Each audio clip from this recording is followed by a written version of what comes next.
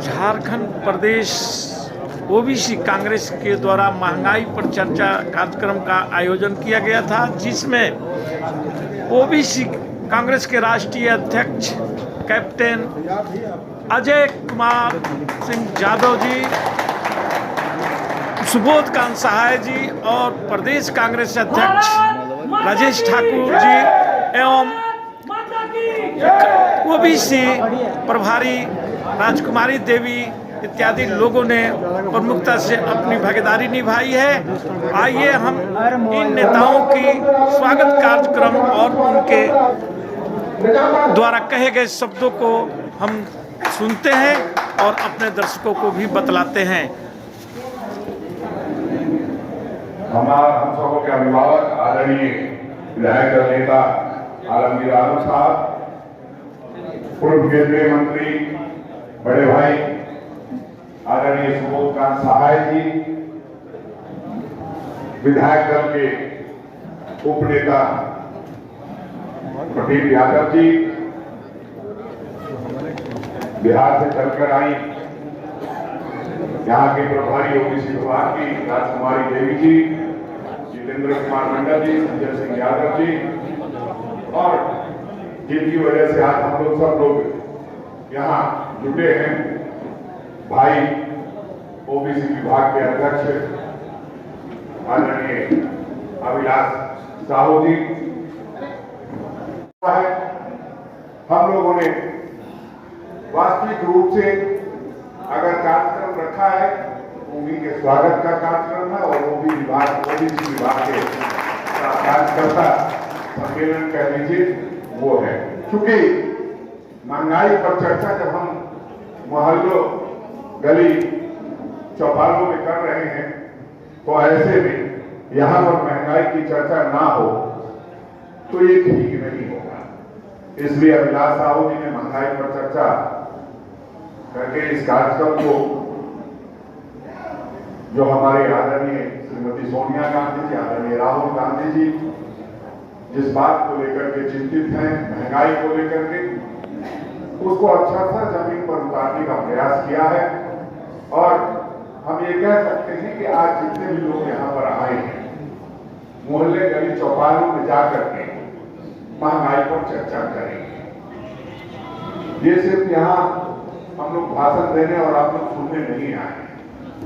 यहाँ पर जितनी बातें हुई हैं, जितना बड़े भाई सुबोध कांत सहाय जी हो, जितना आदरणीय आलमगीर आलम साहब, और आपने देखा किस तरह से प्रदीप यादव जी ने सारी बातों को बताया है। निश्चित रूप से इन बातों को आप अपने अपने शहर, अपने अपने प्रखंडों में जाकर के रखेंगे तो निश्चित रूप से महंगाई पर जो चर्चा की बात है वो सफल हो पाए। और चर्चा ही नहीं, चर्चा के साथ साथ हम लोगों को 4 अगस्त को दिल्ली भी जाना, 4 सितंबर को दिल्ली भी जाना है। 28 अगस्त को पहले जाना था, 23 अगस्त तक महंगाई पर चर्चा करनी थी।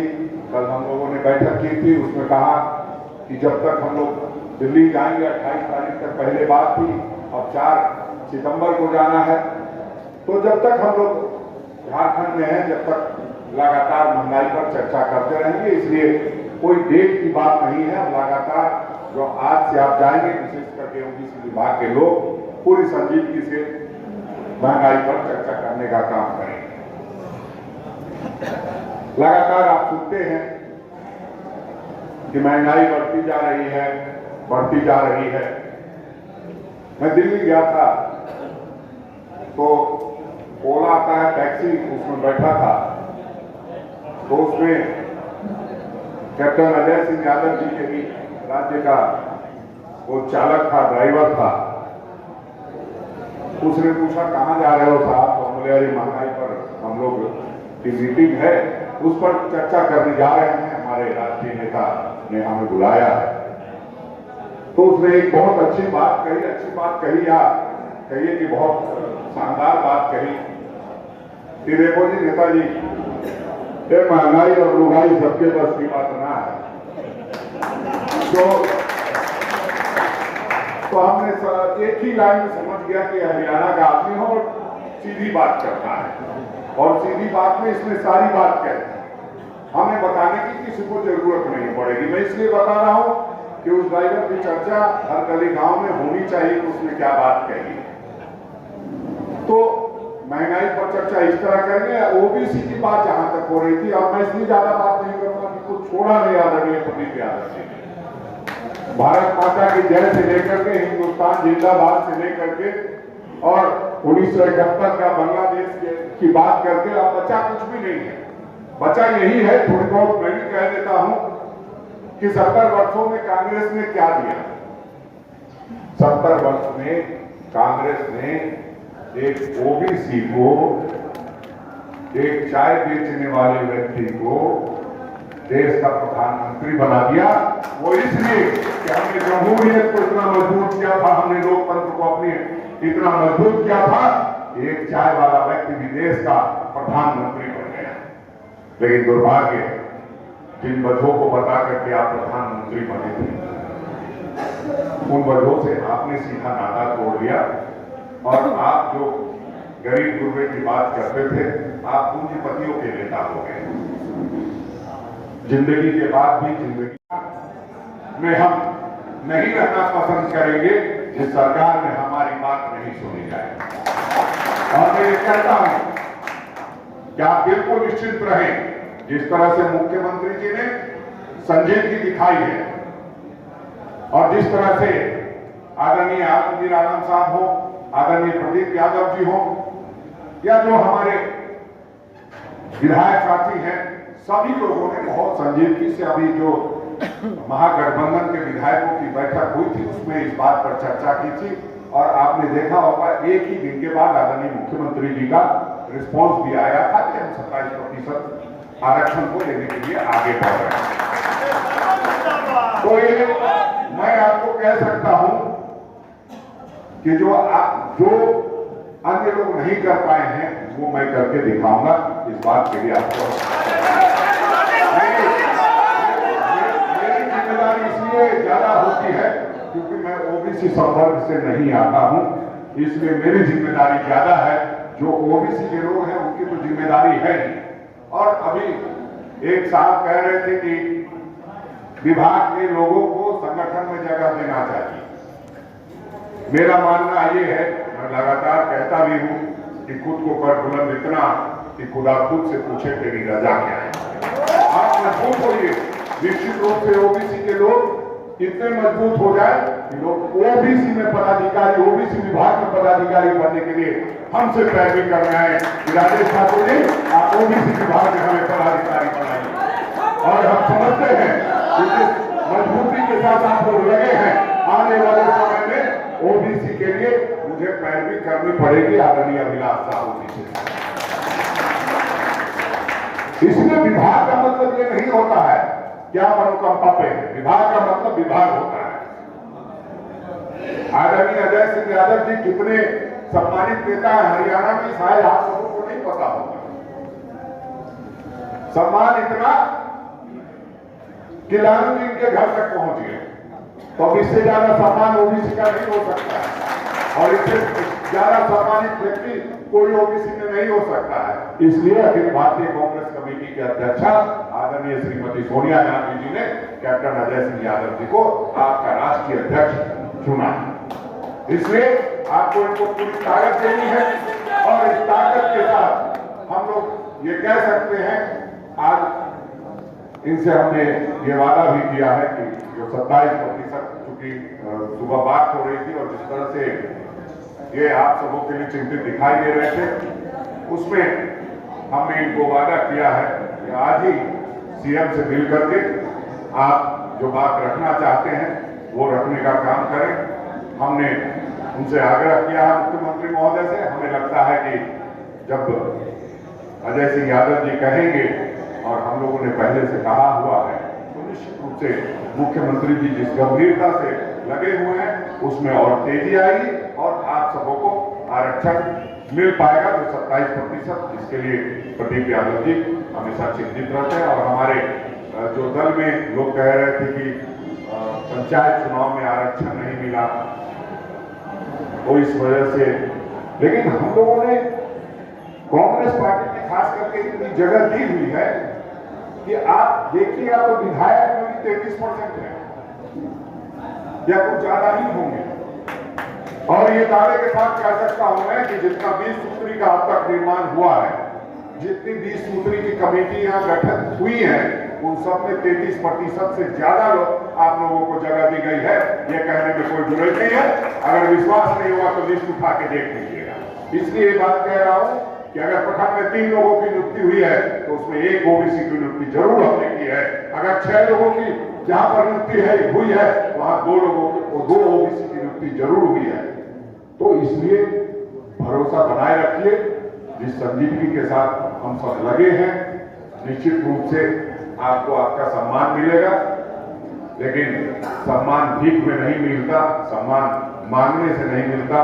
सम्मान पाने के लिए आपको अपनी ताकत को दिखाना होगा। मैं लगातार कहता रहा हूं और आप अपनी पूरी ताकत के साथ जब लगेगा तो निश्चित रूप से सम्मान मिला है। ऐसा नहीं है कि नहीं मिला है। अगर पूरे प्रदेश में देखें, पूरे देश में देखें तो सम्मान मिला है। समय समय पर कांग्रेस पार्टी ने ऐसे ऐसे निर्णय लिए जिसके कारण आपकी राजनीतिक भागीदारी बढ़ी। अगर आप सच पूछेंगे तो अगर हमने 30-31 सीट बांटा था तो उसमें 15 लोग ओबीसी के भी रहे होंगे। हमें लगता है कि सिर्फ आरक्षण की व्यवस्था सरकारी से ज्यादा कांग्रेस पार्टी ने अपने माध्यम से की हुई है। इन्हीं चंद शब्दों के साथ मैं बहुत ज्यादा नहीं कहूंगा क्योंकि सभी लोगों ने कह दिया। और मैं जानता हूं कि आप लोग अजय सिंह यादव जी के बहाने हम लोगों को सुन रहे हैं, इसलिए आप हमारी बातों से ज्यादा इनकी बातों में दिलचस्पी होगी। अब मैं आपको सीधा निमंत्रण दूंगा आदरणीय कैप्टन अजय सिंह यादव जी को कि आप आए और मंच को।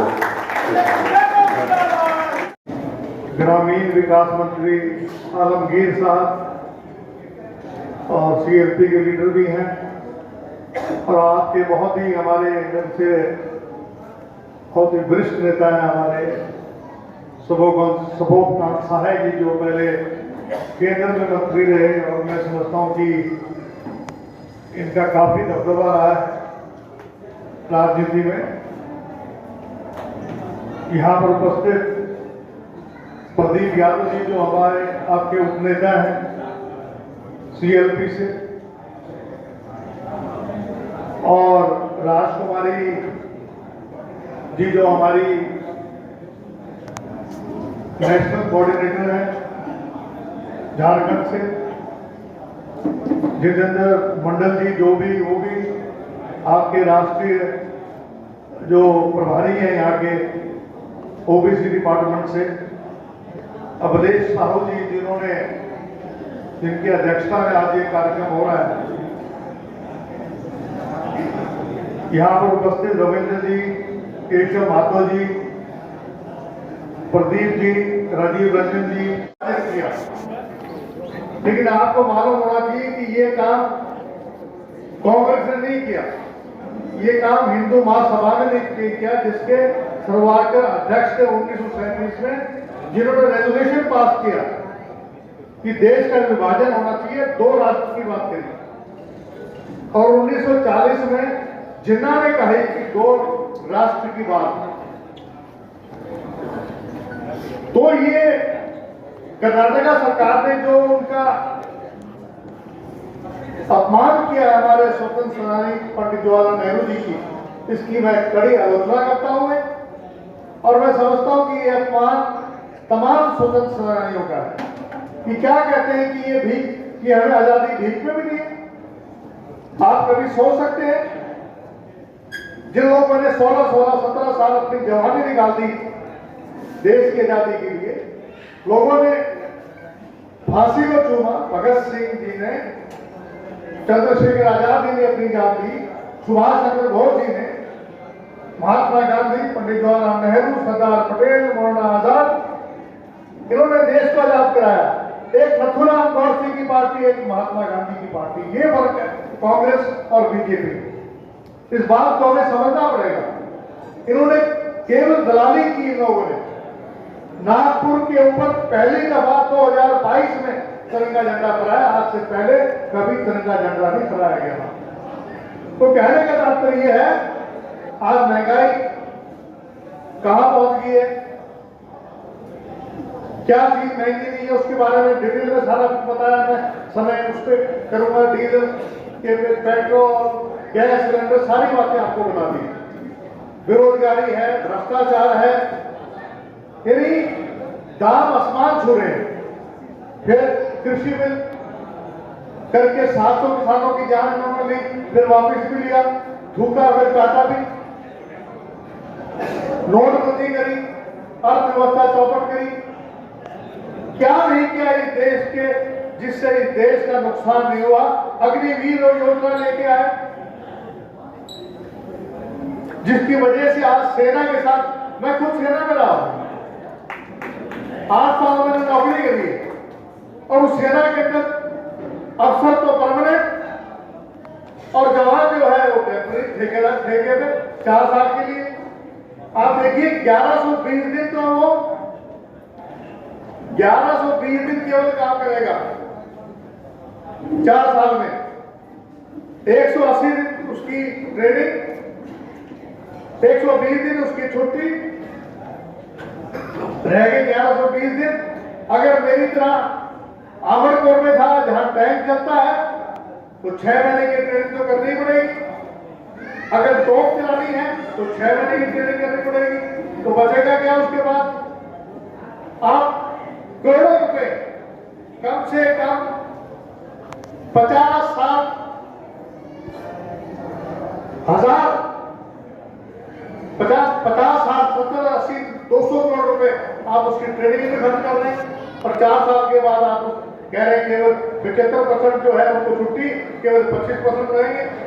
तो हर वर्ग के साथ जो है इन्होंने बेइंसाफी करी है। केवल सरकार गिराने तक का इनकी इच्छा है। इन्होंने राजस्थान में करने की कोशिश करी, इन्होंने झारखंड में करने की कोशिश करी, लेकिन वो की खाई। लेकिन इन्होंने मध्य प्रदेश में सरकार गिराई, इन्होंने जो है आपके गुजरात, आपके कर्नाटक में सरकार गिराई। तो मेरा कहने का तात्पर्य यह है कि आज अगर सबसे बड़ा थप्पड़ किसी ने मारा है तो मैं नीतीश कुमार जी को और तेजस्वी यादव को मुबारकबाद देता हूं, जिन्होंने वहां सरकार पलट दी। एक शुरुआत होगी। और झारखंड तो में हिस्सा था बिहार का। और देखिए, मैं अभी ठाकुर साहब जी ने कह दिया कि मेरे को लालू जी से संबंध की वजह से अध्यक्ष बनाया, राष्ट्रीय अध्यक्ष। मेरे पिता 1952 में एमएलए बन गए थे, 3 बार एमएलए रहे। मैं 6 बार एमएलए रहा हूं। मेरे चाचा 1 बार एमएलए रहे। मेरा बेटा आज एमएलए है चिरंजीव। इसलिए मैं कांग्रेसी हूं पक्का। आरजेडी से मेरा रिश्ता जरूर है, मेरे समझी जरूर है लालू जी, लेकिन सोनिया गांधी का पक्का सिपाही हूं। ये मैं आपको कहना चाहता हूं। तो मेरी काबिलियत से और मेरे पर भरोसा करने की वजह से कि अगर मैं जो भी अगर लड़ाई लड़ता हूं बिहार के अंदर भी, तो कांग्रेस की लड़ाई लड़ता हूं। तो मेरा अब मैं बात करना चाहूंगा। देखिए, कुछ बातें हमारी बैकवर्ड क्लास की भी बात करने, क्योंकि जब मैं आया हूं यहाँ पर, एक तो जो क्रीमी लेयर है, कई जगह क्रीमी लेयर, जैसे हमारे हरियाणा में इसको 8 लाख से 6 लाख कर दिए। मेरा ये मानना है कि क्लास 1 और क्लास 2 तक ही लागू होना चाहिए। आप इनकम भी तोड़ देंगे तो उससे दिक्कत रहेगी। अगर आपके यहाँ लागू नहीं है तो आप देख सकते हैं। दूसरा जो है पंचायती राज के अंदर आरक्षण की बात है। देखिए, महाराष्ट्र और मध्य प्रदेश में अभी उन्होंने बैकवर्ड कमीशन बनाया, और बैकवर्ड कमीशन बनाकर उन्होंने बकायदा डाटा तैयार किया। डाटा तैयार उन्होंने जल्दीबाजी में किया, जैसे भी किया, सुप्रीम कोर्ट को सौंपा, और सुप्रीम कोर्ट ने वहां पंचायती राज इलेक्शन करवाए। इसलिए मैं आपको सुझाव देता हूं कि आप अपने मुख्यमंत्री जी से कहें, और 4 बजे मैं आपके साथ मिल भी रहा हूं, कि वो एक कमीशन बिठाए और उसको कहें कि वो 15-20 दिन में, महीने में रिपोर्ट दे, ताकि आपके आने वाले कॉर्पोरेशन इलेक्शन में आपको आरक्षण मिल सके। मैं रास्ता आपको बता रहा हूं। दूसरा जो है, जातीय जनगणना करना बहुत जरूरी है। क्यों नहीं जाति जनगणना होनी चाहिए? पता होना चाहिए किसका आदमी कितना हिस्सा है। बिहार में अगर हो सकता है तो झारखंड में क्यों नहीं हो सकता? महाराष्ट्र में अगर महाराष्ट्र में भी करना चाहिए था, राजस्थान में भी करना चाहिए। कांग्रेस को जब तक आप एससी, ओबीसी, एसटी, माइनॉरिटियों की एक मजबूत कड़ी है, किसी भी जितनी भी आपकी क्षेत्रीय पार्टियां हैं वो तब आई है जब नेशनल पार्टी ने आपके ओबीसी, एसटी, एससी को दरकिनार किया। तो मेरा ये कहना है कि आप इस पर ध्यान दीजिए और अगर हो सके तो जाति जनगणना करवाइए। नहीं करा सकते तो कम से कम बैकवर्ड प्रोविजन बिठाइए, डाटा तैयार कीजिए और उसके मुताबिक आप आरक्षण दीजिए। और 27% आरक्षण तो आपका हमारा अधिकार है, ये मंडल कमीशन ने हमें अधिकार दिया हुआ है, उसके लिए लड़ाई लीजिए। मैं भाई प्रदीप जी अभी कह रहे थे कि ये लड़ रहे हैं, हमें आरक्षण नहीं चाहिए, हमें ओबीसी में आरक्षण नहीं चाहिए। हम कहते हैं कि मेरिट के आधार पर आप एग्जामिनेशन करवाइए। इसके ऊपर केंद्र सरकार को भी ध्यान देना पड़ेगा कि एससी, ओबीसी और एसटी का अगर आप देखेंगे, अभी कल भी हरियाणा में 11 बने हैं हमारे जजेस बने हाईकोर्ट के, उसमें एक भी ओबीसी नहीं है, उसमें एक भी शेड्यूल कास्ट नहीं है। तो ये जरूरी है। दूसरा, ओबीसी का मंत्रालय बन जाए तो सोने पे सुहागा, जैसे कि महाराष्ट्र में हुआ। अगर आप यहाँ कर दें तो उससे मैं समझता हूं कि आपकी छात्रवृत्ति की कोई बात हो, कोई भी बात हो, अगर किसी का कार्यक्रम में यहाँ आकर मुझे खुशी है इस बात का कि हम लोगों ने आज नहीं लगातार हमारे विधायक साथी से लेकर तमाम लोगों ने, जो बिहार में हमें ओबीसी का आरक्षण मिलता था, उसी का जो है हमेशा आवाज उठाते हैं हम लोग रहे। अभी हाल में 2 दिन शनिवार को हम लोग मीटिंग में बैठे हुए थे, हमारे बीच में बैठे हुए थे प्रदीप यादव जी। उस दिन भी उन्होंने इस बात को रखने की काम, यूपीए गठबंधन की मीटिंग में रखने की बात उन्होंने किया है।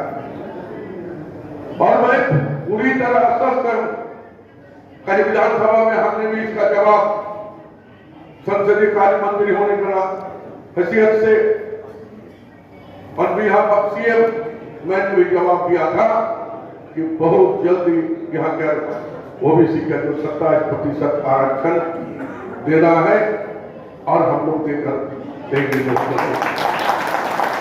और मुझे उम्मीद है जो आप लोगों ने आवाज उठाए थे और हमारी पार्टी के मैनिफेस्टो में भी इस बात को रखा गया था कि अगर हमारी सरकार में गठबंधन की सरकार आती है तो निश्चित तौर पर बिहार में जैसे हम लोग को 27% आरक्षण मिलता था, वो आरक्षण हम लोग देकर रहेंगे और इंशाल्लाह हम देकर रहेंगे। इस बात को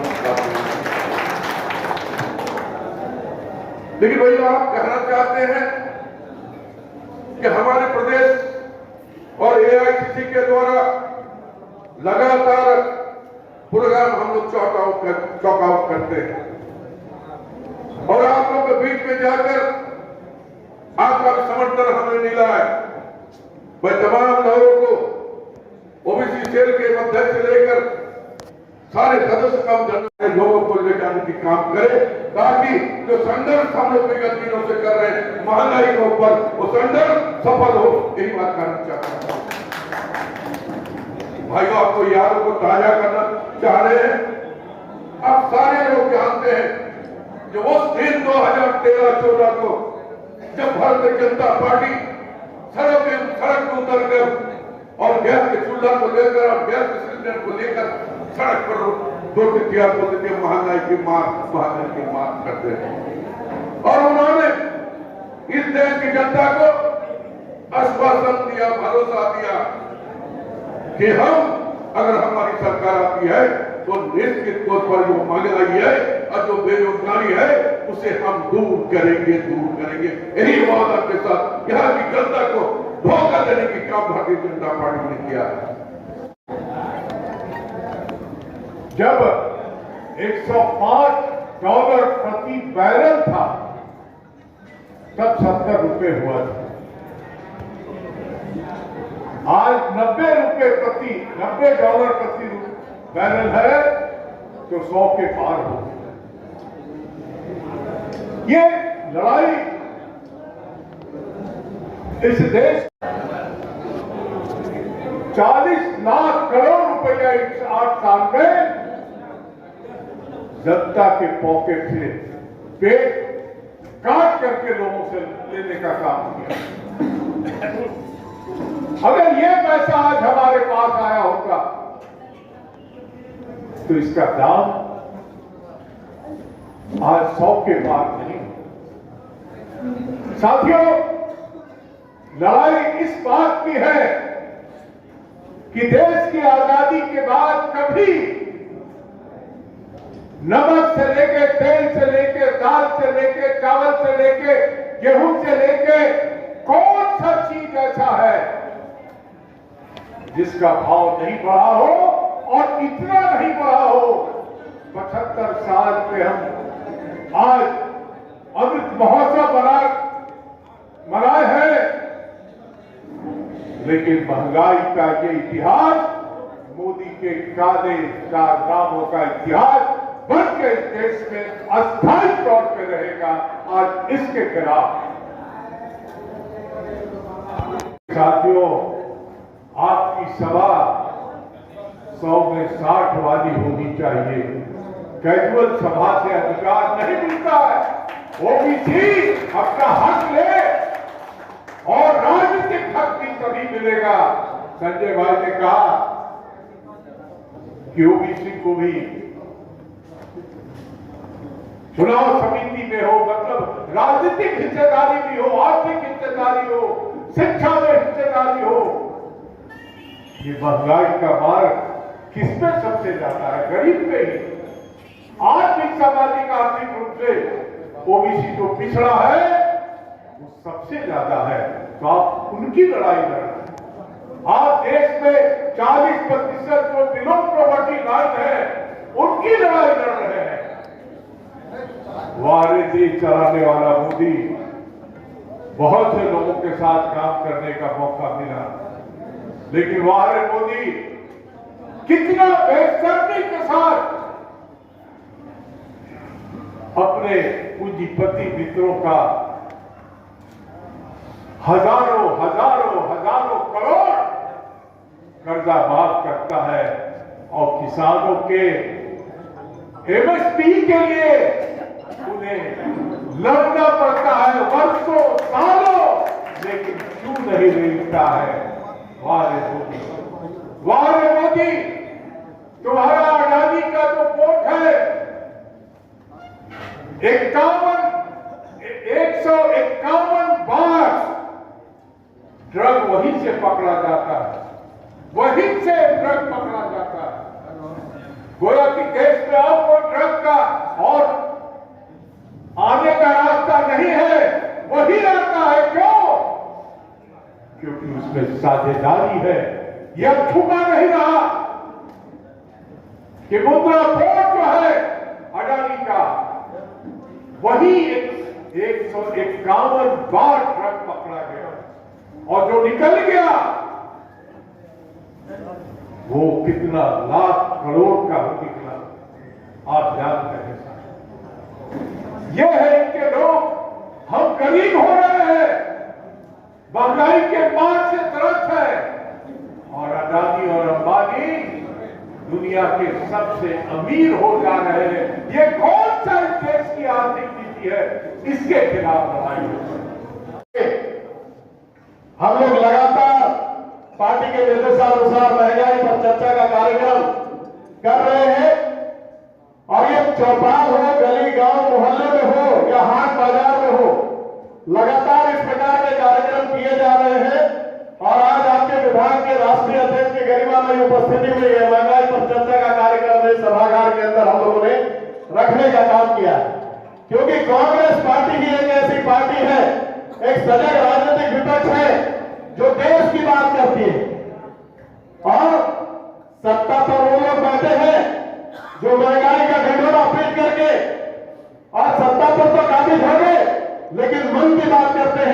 बात करते नहीं, और कोई अगर देश की बात करता है तो वो इनको काला जादू नजर आता है। बड़े छलिया लोग हैं ये। आजादी का 75वीं वर्षगांठ हम मना रहे हैं, अमृतोत्सव मनाया जा रहा है, लेकिन हालात क्या बन पड़े हैं साथियों? निवाले पर जीएसटी लगा दिया गया है।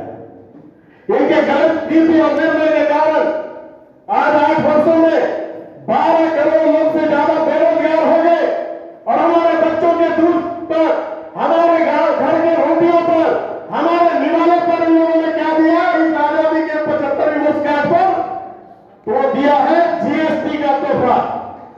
इस बात को लेकर के जो संघर्ष कांग्रेस पार्टी ने छेड़ा है, अभी हमारे पूर्व के कई वक्ता कह रहे थे, निश्चित रूप से ओबीसी विभाग जो झारखंड प्रदेश कांग्रेस कमेटी का है, ये तमाम समसामयिक विषयों पर लगातार मुखर रूप से पार्टी की बातों को जनता तक पहुंचाने का काम करता रहा है।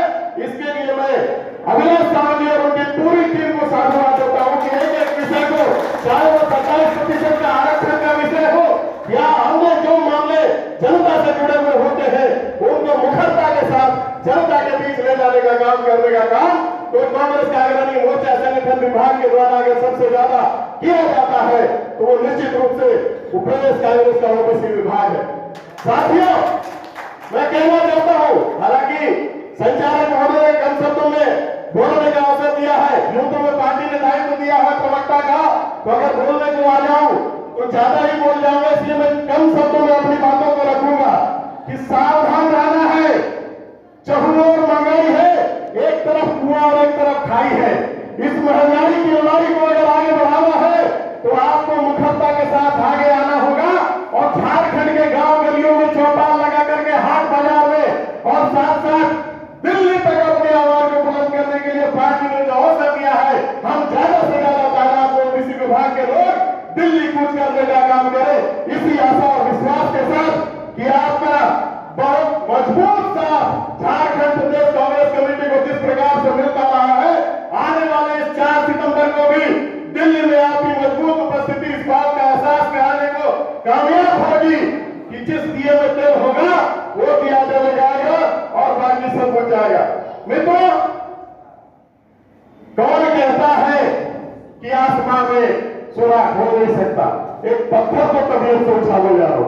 राहुल गांधी जी के नेतृत्व में इन 8 वर्षों में जिस प्रकार से मोदी जी ने जुमलेबाजी करके लगातार की देश की जनता को भ्रमित करने का काम किया है, सबसे बड़ा बात कि जो मीडिया लगातार चौथा स्तंभ रहा है, वो प्रमुखता से इन बातों को उठाने के बजाय कई बार गुमराह हो जाने का काम करते हैं। हम पर यह आरोप लगता है, अभी आजादी के 75वीं वर्षगांठ पर लाल किले से प्रधानमंत्री जी आवाज दे रहे थे, परिवारवाद पर बड़ी बड़ी भाषण दे रहे थे।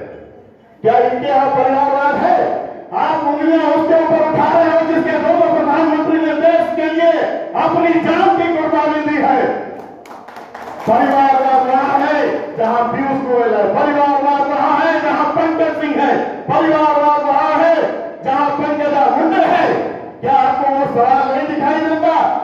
आप आपातकाल की बात करते हो, मीडिया में एजेंडा सेट करके जिस प्रकार से देश की जनता को हर डिबेट में गुमराह करने का प्रयास किया जाता है। आपातकाल लगने पर तो आपने संपादकीय खाली छोड़ने का किया था, लेकिन आज देश में जिस प्रकार से बेरोजगारी चरम पर है, क्या आपको हिम्मत है कि आप सवाल कीजिए कि आज 16 करोड़ लोगों को आपको रोजगार दिया गया? इन मजबूत सवालों को बुनियादी तरीके से मजबूती से उठाने के लिए आप इसी तरह से कार्यक्रम को आगे बढ़ाएं। बहुत बहुत धन्यवाद, आपने मुझे बोलने का अवसर दिया। सड़कों पर रहे, हर जिले में रहे, और हमारे ओबीसी विभाग के सभी जिलों और प्रदेश के पदाधिकारी हर जिले में बढ़ चढ़कर हिस्सा लिया, इसलिए हम उनको धन्यवाद देते हैं।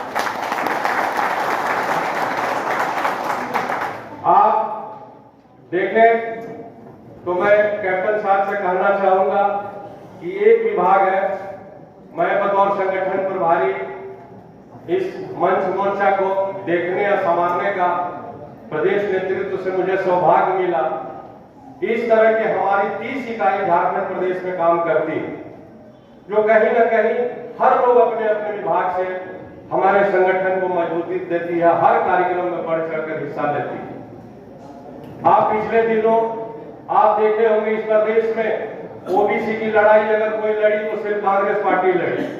हम लोगों ने अपने मैनिफेस्टो में 27% आरक्षण की बातें रखी और जब हमारी ही सरकार जब उसमें टाल मटोल कर रही थी तो एक बृहद धरना देने का काम किया हम लोग, जो गवर्नर के सामने धरना दिए थे और इस सरकार को मानना पड़ा था कि नहीं 27% आरक्षण पर हम लोग विचार करेंगे।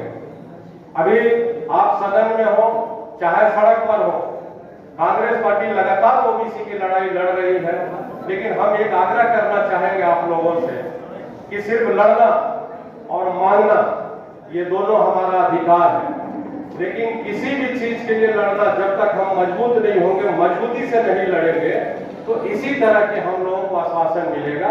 तो हम सभी ओबीसी विभाग के साथियों से आग्रह करना चाहेंगे कि पूरे प्रदेश कांग्रेस कमेटी आपके साथ आपके लड़ाई में है, लेकिन आपको भी पूरी मजबूती के साथ ये नहीं देखना कि ये सरकार हमारी है या नहीं है।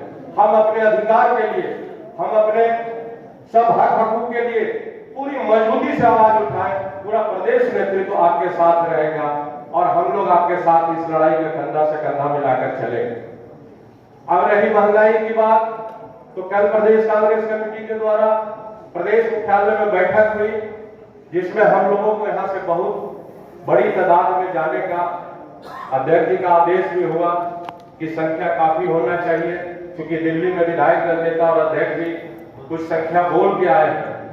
तो हम सभी ओबीसी जिला अध्यक्ष और प्रदेश के सभी सम्मानित पदाधिकारी से कहेंगे कि वो अभी अपने अपने जिले से सूची एक बना के अभिलाष साहू जी को दें कि ओबीसी विभाग की तरफ से हमारे जिला, हमारे प्रदेश से कितने लोग जा रहे हैं, ताकि हम लोग को भी लगे कि नहीं ओबीसी की भागीदारी वहां है, और है तो उसकी सूची अभिलाष साहू जी को मिले, उनसे हम लोग प्रदेश कांग्रेस कमेटी को ले लेंगे और हम लोग चाहेंगे कि पूरे रैली में जितनी झारखंड से भागीदारी हो उसको ओबीसी विभाग की भी बढ़ चढ़ के भागीदारी हो।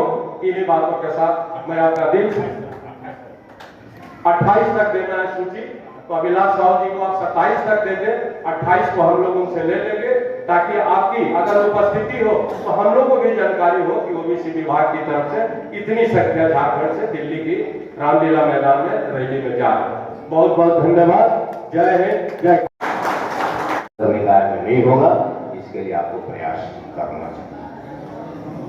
हमारी चिंता महंगाई पे है कैप्टन साहब, अध्यक्ष महोदय, लेकिन इस चिंता का असर सामने वाले पर, आम जनता पर हमारे साथ जुड़ाव के रूप में जो होना चाहिए था वो नहीं हो पा रहा है जितना होना चाहिए। ये ज्यादा चिंता है हमको। जो समझ प्रभारी हमारे कांग्रेस पार्टी के वरिष्ठ नेता, विधायक दल के उप नेता आदरणीय श्री बलदेव यादव जी, फ्रंटियर ऑर्गेनाइजेशन के प्रभारी रविंदर जी, और यहाँ उपस्थित हमारे आप सबों के और इस राज्य के आन और शान पूर्व सांसद, पूर्व केंद्रीय मंत्री माननीय श्री सुबोध कांत सहाय जी, और झारखंड के कोने कोने से आए हुए हमारे ओबीसी प्रकोष्ठ के सम्मानित नौजवान साथियों, हाट बाजार चौपाल में करनी चाहिए आम लोगों के बीच में, और तुलनात्मक दृष्टिकोण से 2014 में हमारी क्या स्थिति थी, विभिन्न पेट्रोल डीजल किरासन तेल से लेकर सरसों तेल से लेकर अन्य सामानों की क्या दर थी और आज क्या स्थिति है, किस तरह किसान नौजवान सब बेकार हैं, सब उदासीन हैं। ऐसी परिस्थिति में इस महंगाई की मार में आप सभी वाकिफ हैं, इसलिए आप सब और हमारे प्रदेश कांग्रेस कमेटी ने कल ही एक अत्यावश्यक बैठक बुलाई थी, जिसमें प्रदेश के तमाम वरिष्ठ नेता और मंत्रीगण उपस्थित थे। इसी महंगाई को लेकर जिस तरह आप लोगों ने विभिन्न क्षेत्रों में गौरव यात्रा शानदार ढंग से किया, इस महंगाई को लेकर भी ये परिचर्चा जो जारी है, चूंकि 28 तारीख से 4 तारीख तक हमारा ये दिल्ली का कार्यक्रम जो रैली का होना है, तो उसके लिए हम लोग को ये कार्यक्रम महंगाई की चर्चा 23 तारीख ही नहीं बल्कि आगे तक 28 तारीख तक करने का माननीय अध्यक्ष महोदय ने कल निर्देश दिया। साथियों, आज हमारे कुछ अध्यक्ष जी हैं और केंद्रीय अध्यक्ष या चेयरमैन भी हैं। ये झारखंड में एक स्टेट 56% ओबीसी जाति के लोग आते हैं, लेकिन नेशनल ओबीसी राजनीति में यहाँ के लोगों की भी भागीदारी होनी चाहिए। एक से ऊर्जवान, एक से नौजवान और एक से एक सक्षम ओबीसी में हमारे कार्यकर्ता हैं। जब कभी भी हम लोग चाहते हैं बताना हो सभी जगह ओबीसी की, जब भी आपको मैं बता दूं, हमारे पूर्व प्रभारी के निर्देश में राज्यपाल के सामने धारणा देने का कार्यक्रम हुआ 27% रिजर्वेशन को लेकर। तो वह धारणा नहीं बल्कि महाधारणा का रूप ले लिया था और पूरे प्रदेश से लोग हमारे ओबीसी के लोग आए हुए थे। एक ही झारखंड एक ऐसा देश है, राज्य है, जहां पूरे देश में 27% लागू है, लेकिन हमारा झारखंड में 27% आज तक नहीं हुआ है। हमारी विधायिका अभी उपस्थित नहीं है, बड़ी बड़ी कार्यक्रम अपने क्षेत्र में की। प्रदीप यादव जी विधानसभा के पटल पर और राज्य पिछड़ा वर्ग आयोग ने भी 2014 में, 2020 में, 2021 में माननीय मुख्यमंत्री को के यहाँ कार्य विभाग में 27% लागू करने के लेकर हमारा मैनिफेस्टो में है, कांग्रेस के मैनिफेस्टो में है, राजद के मैनिफेस्टो में है, जेडीयू के मैनिफेस्टो में है। लेकिन आज पीछे वर्ग के लोग काफी उदास है। इतना दिन होने के बावजूद भी आज हमको वह हक नहीं मिला है। आज नौकरियां दरादर होते जा रही है, लाखों की संख्या में इस वर्ष नौकरी होने जा रही है। हमारा पंचायत चुनाव में तो हुआ ही नहीं रिजर्वेशन, हम लोग वंचित हो गए। आज बहुत ऐसे जिले हैं जहां 1% भी जिला में ओबीसी को रिजर्वेशन नहीं है और पूरे प्रदेश में तो 27 की बात क्या 14% रिजर्वेशन है। इसलिए यह बहुत बड़ा पिछड़े वर्गों के साथ ये षड्यंत्र है। मैं तमाम मंच से आसीन तमाम नेताओं से अनुरोध करता हूं कि आप पिछड़े वर्गों के लोगों की भावनाओं को देखते हुए उनके आर्थिक और सामाजिक विकास के लिए आप निश्चित रूप से यथाशीघ्र 27% आरक्षण दिलाने का काम करेंगे। पिछली सरकार में तो पिछड़े वर्ग के मुख्यमंत्री थे, उन्होंने कुछ नहीं किया, लेकिन हमारी पार्टी ने मैनिफेस्टो में तो डाला ही। अभी हाल में माननीय मुख्यमंत्री महोदय ने उप समिति बनाने की घोषणा की है। हम चाहेंगे प्रदेश अध्यक्ष महोदय से और उप नेता महोदय से कि जल्दी इसकी घोषणा करके समय पर सीमा पर ये समिति अपनी रिपोर्ट दे और पिछड़े वर्गों को हक देने का काम करे। इन्हीं चंद शब्दों के साथ मैं अपनी वाणी को विराम देता हूँ। नौजवान परेशान है, गरीब गुरुआ परेशान है, पूरा देश परेशान है और बड़े दावे के साथ कह सकता हूं कि महंगाई इस कदर बढ़ी है। अरे यही फोन करने का हो गया तुमको, तमाशा कर दिए बेटा। इस कदर महंगाई बढ़ी है कि लोगों के दोनों शाम चूल्हे भी नहीं चलते। मैं दावे के साथ कह सकता हूं, मैं गांव का रहने वाला हूं, आपको दावे के साथ कह सकता हूं इस कदर महंगाई बढ़ी है कि तेल है तो नून नहीं, नून है तो तेल नहीं, और सब चीज है तो गैस नहीं। कहानी इस कदर है, बेरोजगारी इस कदर बढ़ी है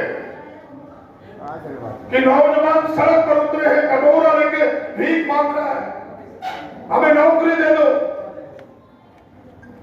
लेकिन ये भारतीय जनता पार्टी के लोगों को, ये मोदी जी के अंधभक्तों को नहीं दिखता। जो कल तक सड़कों पर नंगा नाच कर रहा था, आज घूंघट लेके मुंह छिपाता है, दिखता नहीं है उनका चेहरा। और मत बात करो मीडिया का, जो मोदी जी के पिछड़ापू है, कारपोरेट घरानों के चमचे हैं, उनके मुट्ठियों में, उनके इशारों में चलने वाले लोग हैं। आप बताओ कि 2 वर्षों में कभी महंगाई और बेरोजगारी पर कभी उन्होंने चर्चा कराई हो? नहीं कराया। उन्हें हिम्मत नहीं है इसका मुकाबला करने का, उन्हें उनकी औकात नहीं है। कहां मुद्दा बन चुका है इस देश का। मुद्दे को लेकर वो शासन प्रशासन में बैठा। मैं तो एक आंकड़ा देना चाहता हूं आप सबों को। 2014 में जिन आंकड़ों की बात जो भारतीय जनता पार्टी के नेता दोनों पैरों में उछल रहे थे कि मनमोहन सिंह ने महंगाई को 5.5% दर बढ़ा दिया। बहनों भाइयों, आज उनसे पूछिए कि आप महंगाई का दर क्या है? आज तो 8% के आंकड़े को छू गया। आज उनकी चुप्पी क्या है? उस पर कुछ नहीं बोलेगा। जिसने कहा कि 2 करोड़ नौजवानों को प्रत्येक साल रोजगार देंगे, 16 करोड़ होना चाहिए था। 8 सालों में 16 करोड़ लोगों को नौकरी मिलनी चाहिए थी। और मैं लोकसभा के आंकड़े को आपके सामने प्रस्तुत कर रहा हूं कि 22 करोड़ लोगों ने आवेदन दिया नौकरी के लिए और मोदी जी ने 7,21,321 लोगों को मात्र नौकरी दी। कम से कम 16 लाख भी दे देते तो 16 करोड़ के बदले में पता आ जाता कि 1% आपने किया। 0.5% से भी कम इनकी एफिशिएंसी रही है। वो बोलेंगे तो क्या बोलेंगे? उनके पास एक ही तराना है, एक ही गाना है। उस गाने को आप सब जानते हैं। मैं उसकी चर्चा बाद में करूंगा, लेकिन आपसे कहना चाहता हूं कि हम इस महंगाई को, लड़ाई को यूं ही नहीं छोड़ने वाले। इसे अंजाम तक पहुंचाना होगा, इसे मुकाम तक पहुंचाना होगा। आइए हम सब इसके लिए कमर कसे। मैं यही कहने के लिए आपको इसे रास्ते में नहीं छोड़ना होगा। और निराश होने की बात नहीं है। तुलसियाई जी अभी कह रहे थे कि लोग हमारी लड़ाई को तवज्जो नहीं दे रहा है।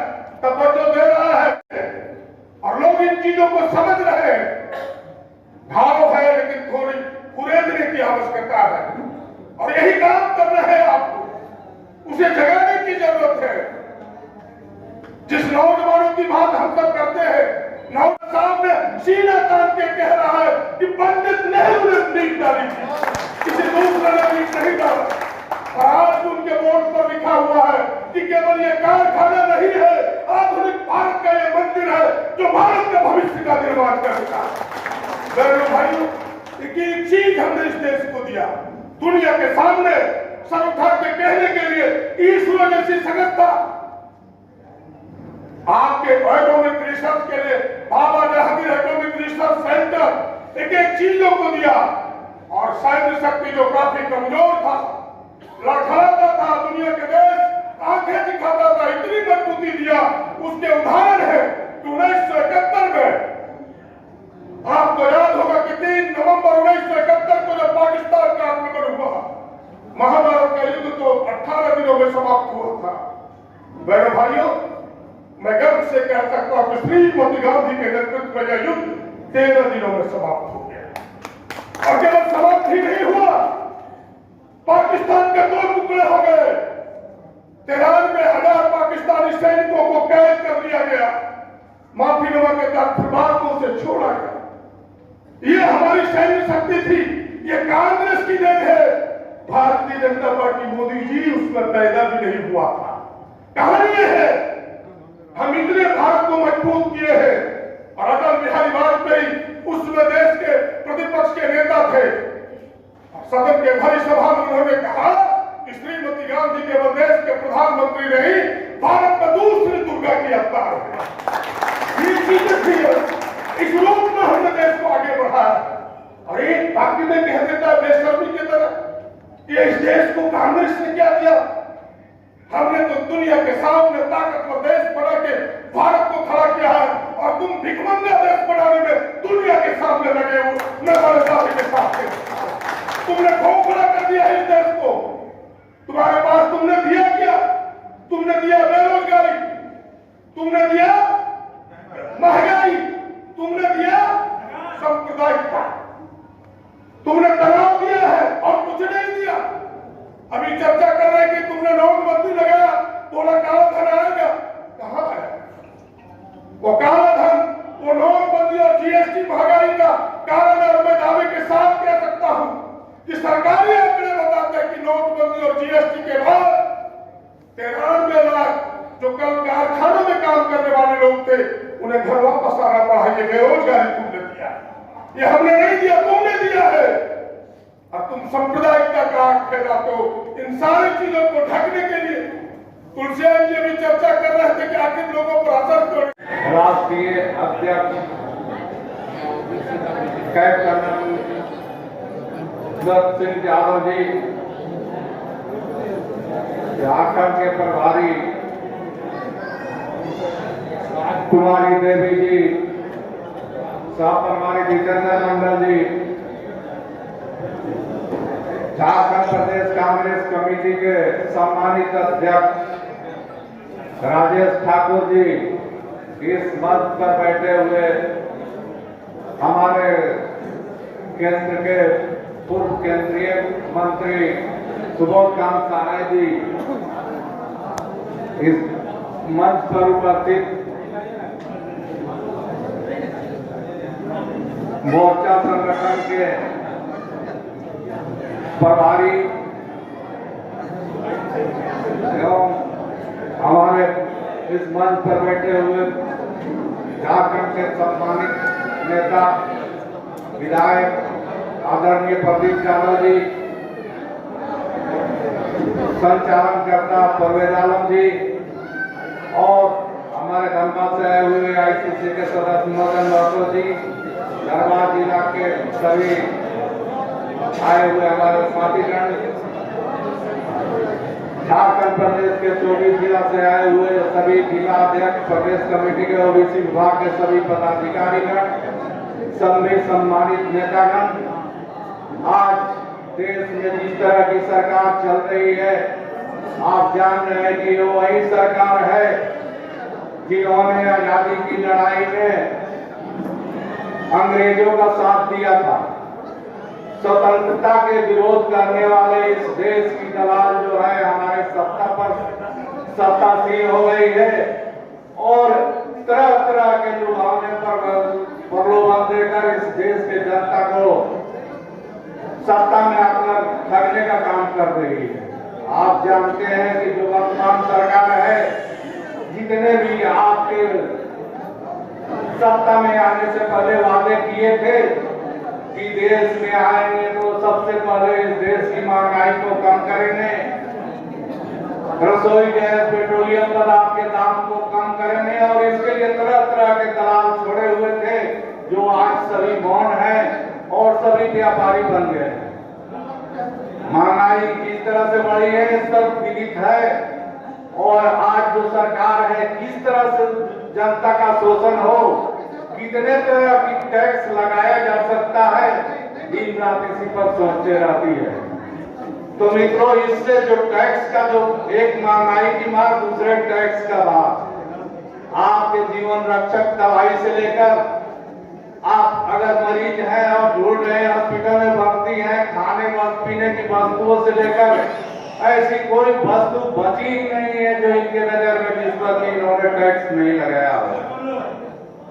आज जो वर्तमान सरकार है केवल आपको छलने की काम कर रही है और इस देश की आबादी को अधिकांश तंत्र जंत्र और षड्यंत्र में हिंदुस्तान के लोग हमेशा फंसते आए हैं और यह सरकार उसी का लाभ उठाती है। तरह तरह के भेष बनाते हैं और आपके इस देश की सबसे बहुसंख्यक आबादी को धर्म के नाम पर इस देश को लूटने का काम कर रहे हैं। आज जो इस देश का मुद्रा का जिस तरह से विचलन हो गया, जिस तरह से मुद्रा का दर गिरा हुआ है, रुपये का भाव गिरा हुआ है, जब ये सत्ता में नहीं थे तो इन्होंने कहा था कि ये रुपया का भाव जिस देश में गिरता है इसका मतलब होता है कि उस देश का प्रधानमंत्री का नैतिकता गिरता है। महंगाई कंट्रोल नहीं करने के पर इस देश में इन्होंने तरह तरह के लोगों के माध्यम से प्रचार किया कि हम जब सत्ता में आएंगे तो पेट्रोलियम पदार्थ का मूल्य कम करेंगे, खाद्य वस्तुओं का मूल्य कम करेंगे। मूल्य तो नहीं कम कर सके, लेकिन जो आज हमारे बच्चों को पेंसिल, किताब, कटर और जो भी खाने का सामान है उन सबों पर टैक्स वृद्धि करने का इन्होंने काम किया है और महंगाई को ज्ञान किया है। हम लोग आज देश में हमारे श्रीमती सोनिया गांधी जी और श्री राहुल गांधी जी के नेतृत्व में महंगाई के विरोध जिस तरह से कांग्रेस ने आंदोलन छेड़ा है, हम आप लोगों से आग्रह करते हैं कि इसको आगे की ओर बढ़ाएं